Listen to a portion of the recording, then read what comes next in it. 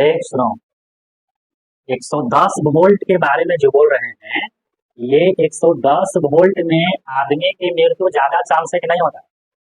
110 volt दूसरे दूसरे देश में होता है, जैसे America, America, Japan, Japan, Canada, Canada और मैक्सिको जैसे देश में, वहां पर जितने सारे सब लोग के घर हैं, वहां पर 110 वोल्ट सप्लाई होता है।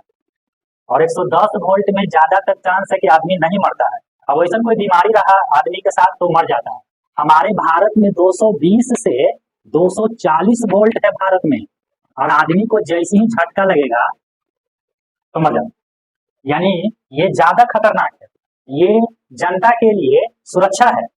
तो ये है अमेरिका, जापान, कनाडा। इसीलिए ये तीनों और इसके अलावा और भी देश हैं जो विकसित देश के कैटेगरिया में आते हैं। ये विकसित देश है, कारण कि यहाँ जनता के लिए बड़ा बढ़िया सुविधा किया गया है।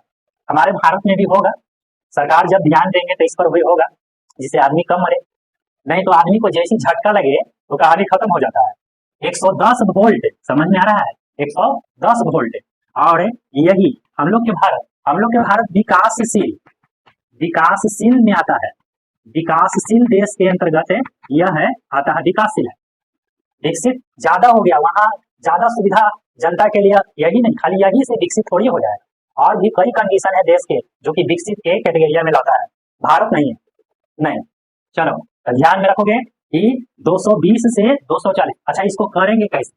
हाँ, जहां पर ट्रांसफार्मर, सुना ना, ट्रांसफार्मर देखा है, ट्रांसफार्मर जहां पर सिंगल है वहां डबल या ट्रिपल करना पड़ेगा।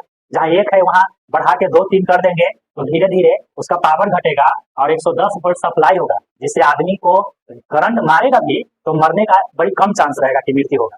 हाँ, किसी को बीमारी है, हार्ट की बीमारी है, तो हार्ट की बीमारी है तो हल्कों में कहानी खत्म हो जाएगा।